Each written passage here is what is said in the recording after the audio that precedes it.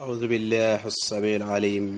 من شر الشيطان الرجيم. بسم الله الرحمن الرحيم. يقول المولى سبحانه وتعالى: والسماء رفعها ووضع الميزان ألا تطغوا في الميزان وأقيموا الوزن بالقسط ولا تخسروا الميزان. والصلاة والسلام على معلم البشرية سيدنا ونبينا وحبيبنا محمد صلى الله عليه وسلم. السلام عليكم ورحمة الله وبركاته. Radio Kumbi International Terinkano kaga dunano kusu nyinya renka makimbaka kinqenna sahili bambohu onari katakaya lenki khadi fetinta fana araba nyani wana saran kaso kebe ogat ngada mois de juin atam mundo nyeru nyani sine wujunu fillido tampille aga gemme oyi meslamin kasonga onati mina khason tampillen do tumunyani sine wujine do kamo nakati tan nakate do bane fare frego yen sine sallallahu alayhi wa sallam. Radio Kumbi International khado kha akhi kha kapallema kha golnyallema Abdullahi Muhammad wage agana linga khada khanate Ablaye Sirabiri saranu kufilla ganni nema Allah ganna okra furun kutuncu sunema na farisine nya idanga jatigiya aljanna kallangun ten nokhonga onati Allahumma amin. Onasage onati Allah ganna o khotondi islaminun kra furun palle oga golnyanga idanga sangallu filli nokhonga soninka njangalle ado islama khun njangalle ado hadamare ma khun nyimme sangalle akhinu wori katta khayallenki khadi khoy khirsu ngada muro ma xam xombe kho sara khu ngada muro ma xam xombe kho golle ngada muro ma xam xombe kho sobon ta khu ngada muro ma xam xombe onari katta ke daga barkinte ya Radio Kumbi International kibi ganya sire lemmenga ganya molel lemmenga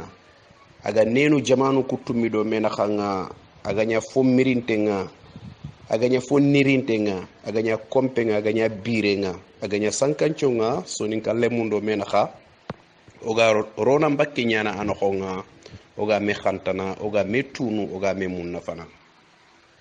onari katta khaya lenki ona khidi fateta kurumbaraga ona sugandi khokoyen khonga oga khidi fate tanu ngogi faraxu mo khombe onari katta khaya lenki odo khidi fateta be gari lenki ani telengon taxu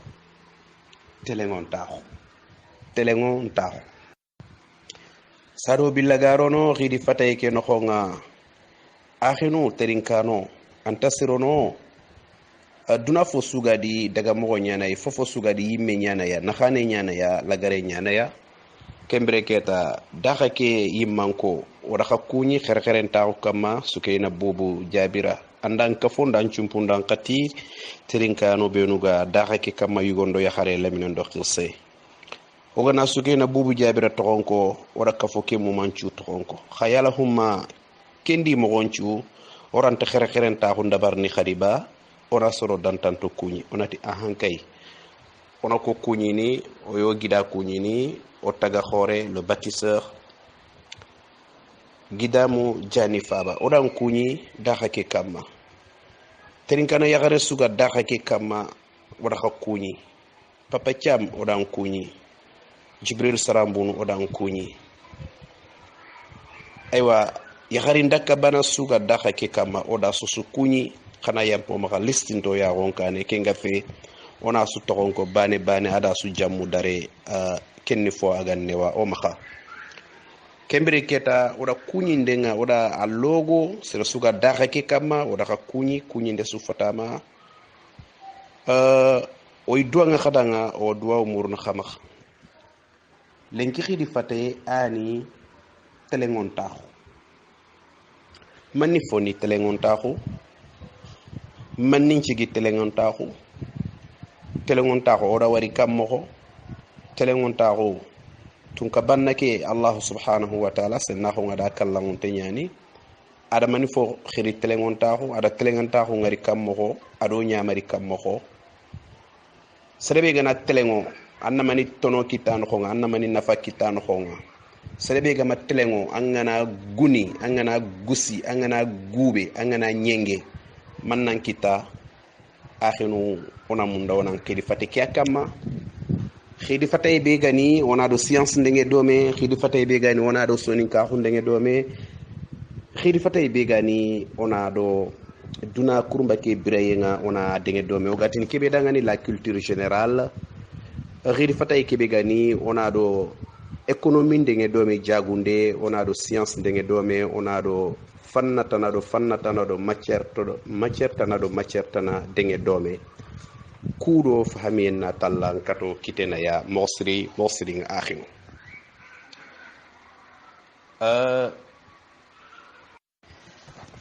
akhinu terinkano oga giri ke qur'ana ngaye be kharanga kundo alla dalenga sura be to ngani suratul rahman kamana kala ngote ngadali nanti ikunati kamukebe igara wurgi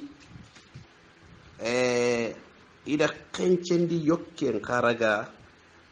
na adabari odanga no kharangunde no tuinde kencendi kholle hagani la balance fompalle iga do tuindi kencendi kholle nga munnafa begaya ogana dabari gan kawa dabari ni mogombe ado tora begay ogana gollen to hono ngani tora begay ago kita Allah subhanahu wa ta'ala atida kencendi kholle ke ida dabari na gemundi na frampurundi na nyekondi na tuwa nkini har mare munga kudo ingol nyatai kempalle ado nyamari nanti kencende ngollenga ona telengon ta khunda baraka mati Allah konnenga ona maka bononde dabari kencende nokhonga kena man koyno ya yere trinkano akhinu kena surat الرحمن يا سورة الرحمن أنا أوتجلي آية نيرندينga mangalli segundindo kabundinga kena man koyno ya ano tui ano okhrangondi ne telengon ta khunya ya haramare mellanta telengono anganta to fobe gadi telengon ta allanta telengono anganta telengondi yokke telengondi l'outil de travail l'instrument anganta yokkebe aga telengon ta ngolle nya dabarina anganta kento allanta telengon ta ngolle dabari wona mundo na man foko yere danga trinkano mare mu akhinu telengon ta kudo anna gollentu mana nyi xencendi yokke nyaga amma xencendi kholle nyaga amma xencendi khollu ika khabilanu inonu igawunyani les instruments de mesure oga kibe khilli les instruments de mesure les outils de mesure yokwani oga golle ndabari ni kam maduna dumbire no sur tous les domaines sur tous les sens kimbaka kintenna saheli bambo golnya lak suga duna nawti gelli avion wurnde nyay na lawara bato wurnde nyay na lawara train wurnde nyay na lawara woto wurnde nyay na lawara barigom pusa nde nyay na lawara soxe nyaya na lawara jagunde nyay grande kharangunde anda famde kamente kenyani ba jinyani ba fofo dambe su hadamare menga mouvement da warna no nga yonke ne akhencendi kholle ngano ngani kembre keta kun khencendu kholludo kun khencendu yokku o fagara sigle nu ndabara woy mekhanenga onari wona kunyankandi oni i décortiquer woni développer oy menuni khara oy mesoni kan kanne ke kembre keta surumadu be ngano golnya nyoku be ngano kamana kallangontenga science ngari na koyoya lettre s gari na koyoya balance andawari s keri balance ke no khonga haragara nyaga sahereti senya ya ala zlingiri s nyai okay kembre keta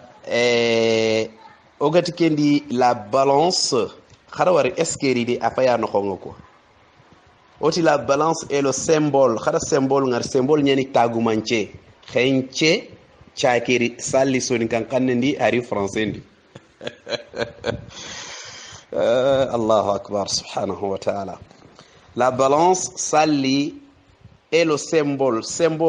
est-ce qu'il y a risoni kan kanenga ani tagumanche ari français nga de la justice. Voilà, justice nyani sigi moro frampare sigita sire andawar eskeri khati akhenu terinkano harmare men na tuwaron kita ti i me khanen noxonya ama famu kembre français nga igara ku tagu mancho wutu igara ku ato kadi devise nu wutu igara ku symbole nu wutu soni ko nyandi samay xencendi yokke fobe gana yokke nyai agana ni anga sefene poinkara nyai pesage anda famde kenya ni xencende ngako ama fofo suga ni mesure nyai kenni anda hay même le mot maître a griston kan kan nyai maîtra o kharam ma khore adama samba drame arna nema nal janna jada nga tak ada kesabati ndi oda nga nanti même le mot anda wari centimètre kudo décamètre kudo hectare aton kadila fofo suga ni mesure nyai fofo suga ni xencende xibare nyai maître ay maîtra bi mana angana haqqe su saxundi gelle sogonya laxenga anda famde wala tambekenga anna metana tera anna dabari metra ngiri kira kay o maga dungi da nga xottuku o ginyani xallunga xallu fe saga mangano origine ngano nga trinkano radio kumbe international fobe ga koyni nanti mon vocabulaire gabe wa xannu ku no nga kibe xili les emprunts idi roa idi wutu wondi xannu no nyadi. Maintenant passage nyani dangi ana giri latin ana ri grec ana giri grec ana ri romain ana giri romain ana ri français ana ri anglais xotuku giri raga imi créer imi inventer mais il est transformé il est déformé il lankupa radio kumbi international trinkano wala kunyi wala nyaga na subhanahu wa ta'ala alla ganna tuwa kinno ifina hakila siru alla anta hakila siru kunya kami anatuwa munna fantenkino ya kebe gona fana osera gundo oduna dumbiraye ado dinando sonin kahu wala nyagana subhanahu wa ta'ala etwa kallan to kubenu alla gadi tagani roni yenya ranka makudo harmare menga munna fankitatiya alla ganna kuntu wa takandini oya radio kumbi international sonin kara afrique duna mumanchu kembre keta ogati lenki khidi fatayeni telengon taxu nyaya telengon taxu har mare me kuran nan kata tunu fobe gani telengoye anna kato telengon taxu ngolle dabari kamane ke amo duro wara ada digan qottu nyariti alquran an khonga fobe ga jongini telengoye ati inna allaha ya'murukum alla wa khanya mari ni khakum pada maremu ar khanya mari maniyati telengo yenyay ar khanya mari khanan telengo kembre keta telengon taxu ya'muru bil adli wa khanya mari nti telengo yenga wal ihsana ado hisre al adl nyani telengo nyani l'équité ayani la droiture ani l'équité ani la droiture andawari angana tikendi équité tampay ga no xonga xarona taake xawtu lenki ona ngol nyatay tanyani tonté ani tenir debout alla ga no nya tontonga o kanu no xonga o debu no xonga o jamanu no xonga dunasu no xonga wal ihsan yani bienfaisance ani siroye anda wara eski hagari har qur'ana ke no gondi saake ani har mare menga hutini anga exploitation d'énergie kibe dabar ni siroyen ki lenga kudo anna dumu nafa anna seretana nafa kembre alla do nyamari nan ton telengo fala budda alla na telengon taxu asuru mare agolle nyoke ke ma alla na koyoya aga ni xencendi xolluko xencendi yokuko voilà agana physique nkara nyagani fatadu ganke nyaan c'est quelque chose qui est corporel anda famde ken xenceneti poignay mais agana bera nyagana ni wala fanke nyagani wala kamu wala wallu nyagani anda famde kenga mesure kenya nati metra nyay wala na nyati mogotana kenya faga sigoga golnya nyoku kudo surumadu ku waraka takaya kudo na kharatiya oni togonuntu façon gabi ñani kembere keta kamana kallangunte ada tuwaxu ñankandina tuwaxu ke khalifa farenga sallallahu alayhi wa sallam ada fare ñamari nantano xarangundi qur'ana gama noqube détaillé fare na détaillé dangani ana boncodo ana waso dangani fare ngama noqube détaillé dangani tuwanu nano laga ina détaillé o dangani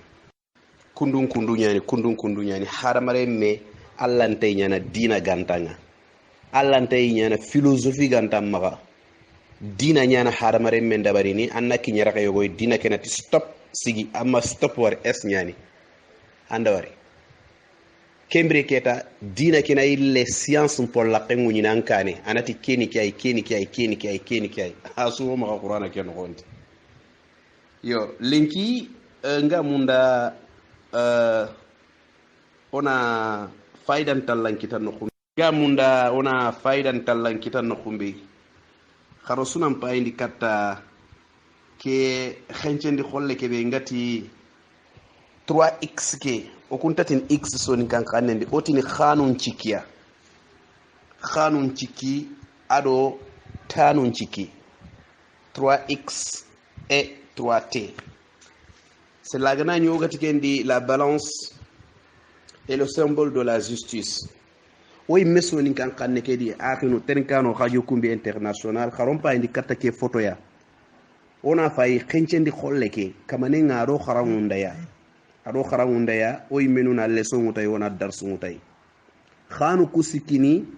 xencendi amma khafana ngar ani xencendi xollu parce que xencendi xolle golnya nyoku ku surumadu ku ifaso gabu nyani ken ko ne fana nya jama nya ifanya pluriel nya anda fam xencendi xollun qabilanu kenya ci ngara nya 3x parce que instrument de mesure bega ñiñe ñare o nka malenki c'est des centaines et des centaines instrument de pesage bega ñiñe ñare nka malenki c'est des centaines et des centaines ogana la fatun sasa bateau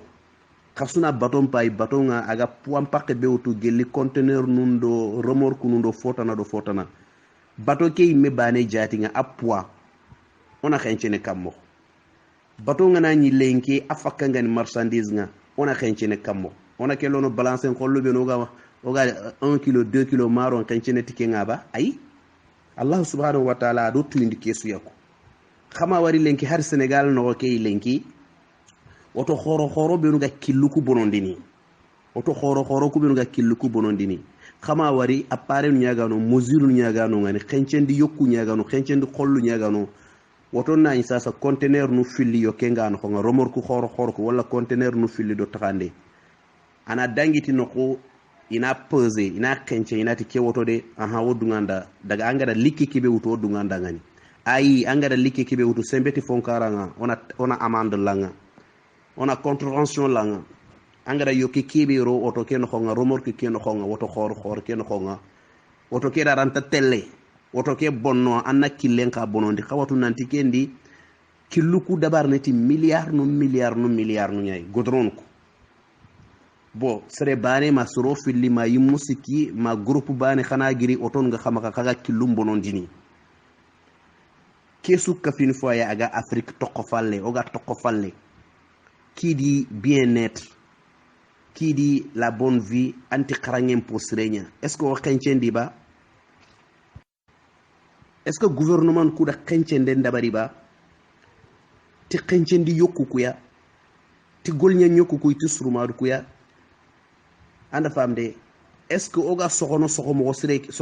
oga soxenda barin mo Afrique est-ce que o soxo mo ke serenyani oga kharangu ku ben dabarni na wutu gelli jardin d'enfant nga la wara ma primaire nga nan daga wara lycée ndo collège ndo université nga est-ce que ida xencende ndabari est-ce que o kharam mo ku sirunyani o killuku est-ce que sirunyani o hôpital nu est-ce que sirunyani est-ce que test nu ndabariya fofo dambe su haramare menga simmena ya fofo dambe su anga memina ya fofo dambe su agantu akundia il faut que mesure nandabari akama il faut que étude statistique nandabara akama il faut que évaluation nandabara akama il faut que contrôle nandabara akama kudo onakata tunu est-ce que kefi awi sigrahem postrenga ko radio kumbi international khado khamare menyana dome abdullahi muhammad wage o khidi fati tanni lenki telengon taxunya har mare melanta telengono angama tu mani yokkena nonga anda famde telengon taxu ngan khawanyana taya ko jikkun ka telengon taxun katta nyana ti jikkun ti alla tuyenya ado allan kanne aro dina ngada nyamari nan tan na kebe dabari anda Allah tu ankanu Allah ya anda gombon tu les 5 piliers de l'islam anda salama hun kha aro do limana ganka hun gombon kha tu tumwani ancigi suka makembire onate ambire nya bire telengonte ambire na nya bire sire anga makutu Allah ntatele ngonoko donc telengonta hunga c'est dans tous les sens kiluku mu monchwan ko voilà kembire keta e ku khanu siki benu ogadi iro photo ke kamma khanu ku siki iwre afaike kenchendi khollo les instruments de pesage et de mesure a façon gad ñaan ok kembire ogati khanu ku siki do tanu ku siki tanu kuni man ho ani telengontaxu aganta tonteranta ñana angada kafo suwari telengontaxu ngantano ko dans tous les sens angada bire suwari telengontaxu ngantay c'est-à-dire que mesure ki gamanya warimo amanya ama framparo ama gemu yimu manyako yimentay nakhanentay xoqentay anta tele. C'est pour cela que ces instruments là kugolnya nyoku kusurumadu kundu kamana kallangunte diriti kitabu nokhonga alquranul karim nokhonga diriti bible nokhonga diriti torah nokhonga diriti évangile diriti suhufun kunonga kitabu benuga same duna nokhonga science li na developmental landabari golnya nyoku kusurumadu kunni susu bagando dangani angane fangen nokhonga fangen jufontaxu anna kangol nya nyoki utanga rono fangen nokhonga anna kangol nya nyoki utanga rono fangen nokhonga anna nanti ke océan atlantique de ajufo yenga ke haqqani anda fam ina fusée nu mutu ina avion khoro mutu ina daga kamunga na ngiri kamunga na lima ureda nga nyiye kampata lagare ke ado nyiye ke na kanga xenchende ke be gay mesure ke be gay ona kunga ona tunu kammo ke surtout initi toi ko nyay quoi donc kentele ngonta ko ganta tonte rante nyana donc o takada ngani la lettre T tonte nyani sabati nyani c'est la résistance anda famde sikke nyani duda ngani anda wari angana hari yitte pa yaga sikki yitte su sigi mo goncire ngani nyenya ren kamma nyimu ku gam mali dore ke ya gan kaw mo beda ke nyitte ambire ne bire mo srenga fanke ganari dundo ngana raranta dengene ana remu ana remu mbagani mo be gan kaw anga de yitte su wara nyengente nyaga ni nyenya ren kamma agama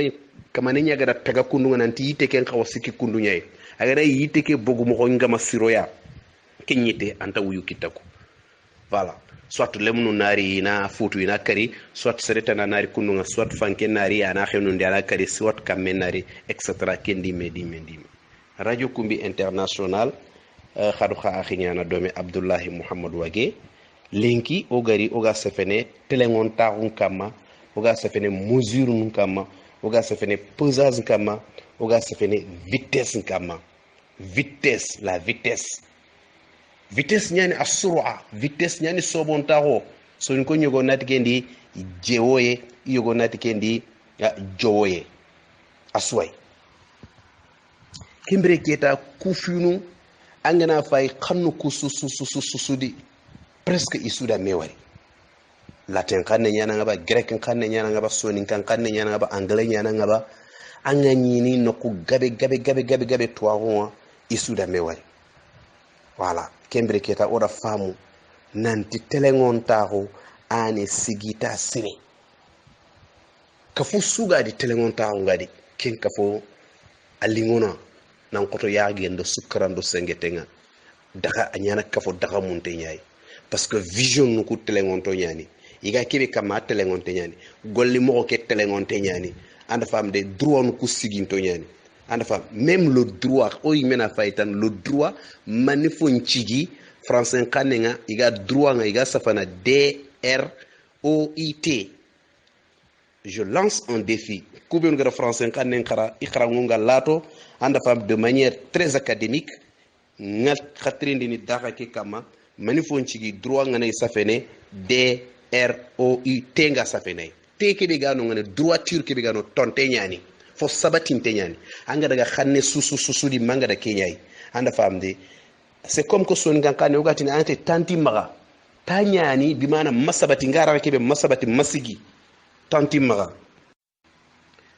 voilà son gankane nga anyanati tanti maga amana nyani matonte masabati anda fa matigiti duya wakati ntimma kembre keta français nu kana inati temps teke be gaire teke bane akhinu teke bane ni sabati yenye tonto yenyani isbati nyani amma wari anya soni kan kana itanyani anya français nyani ton nyani anya arabu anglais nyani time nyani anda famde arabu kanne waqt take be gaire nani tonte nyani tanni tonte nyani ona kinga ona famu mogosiri o kanuku ona tunanto soni kan kanne kan kasenyani kanyirwante nyani khallingi nyani khanne ke angana khara ba wanda sugu kota su anga ke khanne khara anga kono anga recherche ndabarne ya de manière très scientifique de manière très comment dirais-je approfondie manga daga ni o khanne ke subhanallah sunnahu Allah da khankanunte nyani alors oda Allah tiga oda Allah mama à travers qrawun do khannu ku gob nga i jagandenga oda ni soni kan khanne ni khanne ay amenta walla kha sala ganani soronga to na maka kenko onati khanne ki kafin khannu bi no meganta gelli lingo yenga gelli khanne ki khaso yenga gelli khanne ki yiri wayenga gelli khanne ki munna habiga ya kara o kara suaniku metra he tarabu khanne français khanne he metra ni soni kan khanne nya ani bera kebe angara mentera aganyati sogonyi hakai aganya kiti ndegeru hakai aganyati tambe kunyai aganyati angara kaccia saundire serenga dai mellaga serenga bani ngada dorenga kaga da metera na metera ke hedi français kanne mare mu tenkano radio kumbi international aywa telengon ta kon tuiniti man hoy khadi telengon ta nga awa tuiniti hoy wada kono kada ngam gobe ti sanga sanyani wakati ani anda famde e anga nay wakati ndi wakati ke anga exploiter ne mogobe anga wakati ke anga execute ne mogombe wakati ntakandi tenyani gelli wakati njatu par exemple on a 24 heures tampile de l'heure no nakati kamana kalanguntelli no tuindi kencendi honunga awa gelli kun kencendi honuya montor nuku awa gelli kun kencendi honuya horloge nuku ado cloche nuku ke wakati hulani gana kinye kencende nga dabaranti golnya nyokenga anakati onatu nanti ke événement dabari de sare nya dore kalle nya dore salli wakati kinye dore nandaga miside nga kinye dore nandaga église nga kinye dore nandaga tenunga butu nga timmi harke butu nga timmi kembre keta tenkano mare mu radio kumbi international onatu nanti kamana kallamunte kekende aganya dinan karanyai tuwa kuma to ka gama kino alquran no khonga aganya science karanya ya tampille sine sugati tankarage sine sugati kame sine sugadi Allah subhanahu wa ta'ala ana haqluku ana tuwa kurumba bagandi no khonga agani science wata kada ngani science ni mani hoya simmeyu har mare menci moyu isuga kafini me nan daga sawi dingira kebeya anda famde no nya to ni conscience anda famde mais science ke meni simanando simmayun kamanyako o maga simanandi ke xote gir hon ko lunyay ay agiro yimina ya no xanne ke no xonyadiko kembre keta soni ko nati hada mare menta wini khorono xanga wini simmene voilà science ngiri kera re anta wini khorono hoga ka financi gendo am paramporo endo am puanga anda famde mais anga wini simmene ti anga lambatenga anda fam anga wini simmene ti drogoton tawbe anga da dabari to hagun no honga dans le savoir ki hay no ngada khadi esnyani khadi kembere keta aganya médecine nyay aganya scientifique nu nyay karatano do karatana simana khoro kubenu gadi nakhane nciti amma wari nakhane sitiye ani sobon tawo ke ani jewoye ke ani sur'a ke ani vitesse ke nangiri vitesse moyenne nga kata vitesse supérieure nga asuni SSS nyay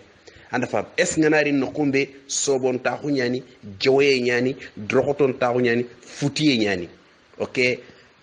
te nga nari no kumbe ya noni nan tonte nan cabati anda fam de so ni kan kanne anna tunu ta akkonne ke ada nyimme gra kanne ke maîtriser nan ki nyara kan kebe ya kembre keta ora khottu ku filli lenki wodi faamu mogosiri nga nanti sangari no kusuya sobon ta hunyani joye nyani anda fam de sincérité nyani siroye nyani comme afo buren kagal lawairin no kumbe négligence nganari faratin ta nganari mais également teke khakadi tengari duna no kusu te amana nyani tontoye sabatiye anda fam de hakila taxe tagay no kube tagante ngani non kotono no kube ga matagi fanki nganari agana fofu nyuna ada tele yako radio kumbi international tenkano kharoka khinyana domi abdullahi muhammad wage lenki araba mois de juin tamundo nyeru nyani 2020 oga masala na radio kumbi kama international oy me khanenga sonin kankanne telengon taxun kama telengontaku wogana to nan chefe no kusu on ta sefene to yimme yonkilunga on ta sefene tinanti o fokono to arobe girira gantai ay o sefene ti alla dalenya subhanahu wa ta'ala alla dalenya ni alla sefiqanne alla digamu iga bakka alquranul karim ya wana sefeti farsenne sallallahu alayhi wa sallama ajabe nga ahadisenu akhinu terinkano ogana faydi katta kamana kallanguntenga sora be to ngani suratu ash-shu'ara la surate des poètes anda famde suganu kibaren pinga koni ni sora bedi qur'ana sora tampille ndu mundi nangiri kamu kata wure danga ogana daga kata aye be gani aye kamedo tamudo bane kamedo tampille kamedo tancegedo fillo kamedo tancegedo sikko moga daga yinonga kamana kallangon te ngati ni kendi kencende la khenga bawoga sefene telengon taxu nyakama serenga nay amunda ina telengo ngana kencendi yokku ngam ma suruma du ku ngam ma kencendi golnya nyuku ku ngam ma fala budda annan telengo kembere kamana kallangon tenda ada nyamari den dabari nanti akhan timmandi gelle kha kencendi yokku nga anda famde xamma kafi sorobenu itakku bonon tongani sorobenu ga perdene gollen no ko ngay gane kencendi ni aywa nyambera na makaba anda nga khinu khadebe no ko khaga nyambera ntakandini anke nga anga kara bangenga kati fulane ya jamam palle nyambero ngana itakandini anke nga no ngane annan kallem pungonde khallenga aganari anna digame tana kono danga anati aide khencende ngai danya kundo anyange mu yere nkiange mu yere ma kenga fe na bure nyani ba anda famde khencende nga anga khawanya na mo be amma nya kundo makinga fera aliyatime lemme nyana maka akhallenga maka taxi nga sada billaga qorono akhoro falle amma kinay makinga fe directeur nyana nga ba ma directrice nyana nga ba ma ministre nyana nga ma président nyana nga ba anga poste kebe anga rôle kebe ya anga kawa telengon taxu ndabarniti golnya nyoki ayba suruma de ayba wala diga mu nyayba wala élément benu gam maka golnya lemmo benu gam maka anna kero ke poste ya la personne qu'il faut à la place qu'il faut and famde est-ce que anga ken dabarini la khiyamam ko tang alla nan trindini kesuya trinkano ma khaymu radio kumbe international kembre keta kamana kallamunte nga awa dalini khadi kembre keta nanti khara khakhencendu yokunga khakhencendu kholu khakhencendu fonu khadi timmandi de khadi maka hogundi de khamma ka fi sorobenu ga perte duna do lahara bawo angana an kalle ngabondi angara an kapalle man kalle angara khuda ti tongu gafe annatu nante ake ma perte de anke nyam perte ake ma bononta ko de anke nyam bononta ko aywa wazinu bil qistas al mustaqim khana nkencendi khana nyekkondi khana ngemundi khana paramparondi anda fam ti allan kanne nyep ko ndenda framparo ndenda agemu ndenga khadagan na liyunga khasefe khannunga kha anniyunga kha allambatunga kha fofo su dambe kha fofo su dambe anda fam kene alla dale nya aga qur'ana no khonga maremu trinkano kembre keta ona famu nanti khencende awanyana ji angada kib mpakke be ga yanka masalan sasa kamenga na tax ga wuro mu monchu nya ga tax debe mu manchu nya anya wamenga debe mpo ko nu leni ga ken khencende ga tunu anda famde metre kib hakke be ga yanka kembre keta ken khencendi yoku aru kun koncendi surmadu so roben ga spécialisé ken domaine yana ken tunu anda famde ma kinga fexa kollanga nyani anda famde fobe gatelle ma kamo manime hectare faban kan no nga fabal faban banando saxa banando akhinu do mena khanga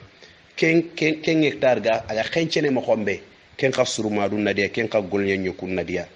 ha kembre keta fofo sugani yokkenyaya fofo sugani beranyaya anda famde akhencendi yokken nadia akhencendi xollen nadia par exemple sasa tewoye ngana nyaidi température ke gana nyaga tewo yonkinu ngari ni tokadi kembre keta ma tuano khorobe nu itwa nga kenkaraya kunyangili kana khencende ndabari ina fay anda famde température ki météo ki ana kan degré ya gelli tewoye nga kembre ina soro nyamari gelli jingabe minnenga nan taxu sirawununga nan taxu noqumulunga finu yogon wadi na kundabari finu yogon wadi immaka kundabari kemmo bana ni khadi gelli mullen ka gana nyati mullen na kinye degré nyogoya agana kinye sigira nyogoya anda famde ko jamanu ko ga murono ma har mare mun nyonki nga toxay xencendi xollo nari météo karanga temperature karanga english ngatin kebe da the weather is good today the weather is not good lengi temperature nga asrenya lengi temperature nga maramalenya nyanka wala to ni man khadi de glace nyanka ma kendi me sere maga bugu sele kharaka faton kufari woto maga wuru kendi me kembre keta wona fam nanti janka telengon ta khunga ana domaine choy ko wala telengoye anna khara anna katatu nanga telengon ta khon dabari ni mo gombe na toti kamana kallangun tenga ay met telengon te nyani alla yimme da du magan kuto nanti ki gandi tunkabe itelengon te nyani awa gelle alla magan kuto kuy al abdul tunka telengon te anda fa izan kembere keta janko na tunanti alla gankaku telengon tawo ke asabatin te nyani fo ani joppere rente nyimere rente alla sabatin te nyani alla tonton te nyani alla ni tonte be tonto khote nyani janka alla gani be tonto foforanta anki ngirindini langandiranta ngirindini korteranta ngirindini yakhiranta ngirindini anda fam besen ko na horanta ngirindini kembre radio kumbe international alla ganno tonto alla ganno khotondi alla ganno sabatindi alla yimme jatinga aganna o ko hariti ikisienga amin ya rabbal alamin kembre keta fay xencendi yokuku fay keni xencende nga oda wure khara oda surma du ko oda fo gabi kuya oda ko fo be gan eske agani sincerité ndo sobonta hundo jowendo vitesse ndo fotanay ori take ka kama oda susu bugumedi bo radiologie nuku serenga masafa igande ngene serenga maselle anga masaha igande ngene radio nga anda famde kesuni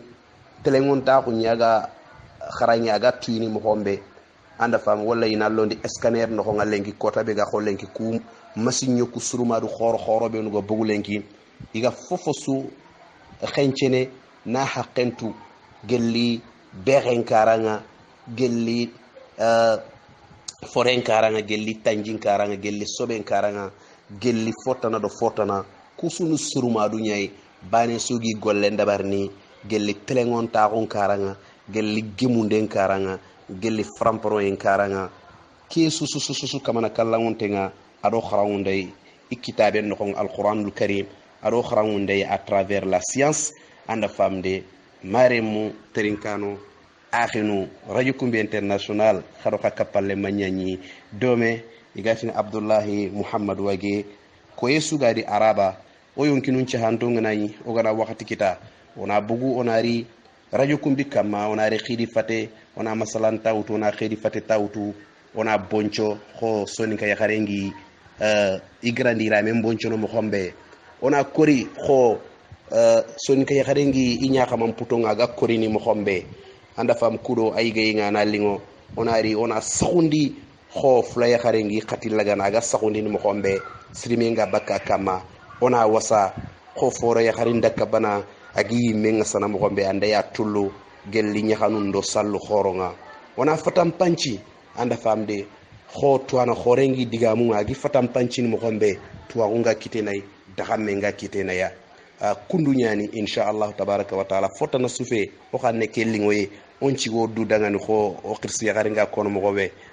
no wari andu dangani kenkuna ser sugana sigi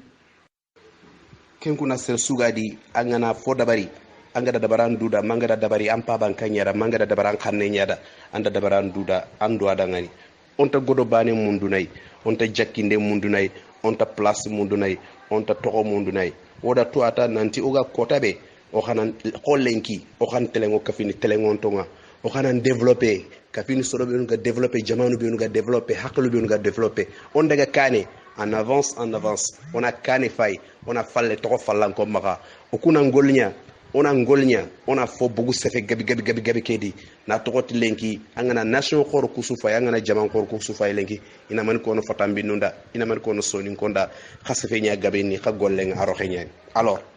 on a surprise es nyani fadi on a surprise ndabari on a junde ndabari anda famde on a hakilam pentalia na tuyende nanti ay khada khamatongo ko gelli daru khase gelli ganni khase okuni gol nyangano nyay oni simmano nyay oni sobonto nyay oni sukhano nyay kembere keta radio kumbi international khadha kapalema kha gol nyallema kha khanando khamare me abdoulaye muhammad wage yani taga de ke kamalenki plateau ke kamalenki o daga ga mexi di fatana o yimme xannenga ona alla nyaga subhanahu wa ta'ala senna ko ngada kallangun te nyani digamu benu ga koni iga fahami alhamdulillah rabbil alamin alla ganni ndaga sunya igol nyangano ya e digamu ku ga siro ku benu ga siro maka gemme ngiri alla sella ga nay khangada foko kha aganta kawa koni kununga tuwa gonki lenga dinan kille science kille khanatu nanti abdoulaye muhammad wage ayama timme ayama digame ke koni mo gonchirondi alla dalenke kenti mantenyani science nkabe gani c'est universel. La science est universelle. Science nga soni kan kanne wala fon kanne bambaran kanne chinois kanne anglais science nke ni même résultat kay anta yillene kembre keta abdoulaye muhammad wage gana foko andai kenya gani falillahi alhamdu tigay ngalla selinga na foko ko ka kundu nga fe khana tuta nanta agiri nyimme hakle nga mo khombe ado ntu ko nga khempera khembe kembre keta wana alla nyaga daxa ke danga radio kumbi international alla ganna ke daxa wurgini alla ganna wurgi alla ganno tokodomi alla ganno khanindime ya kube nu tontonto ngani isiginto ngani s ado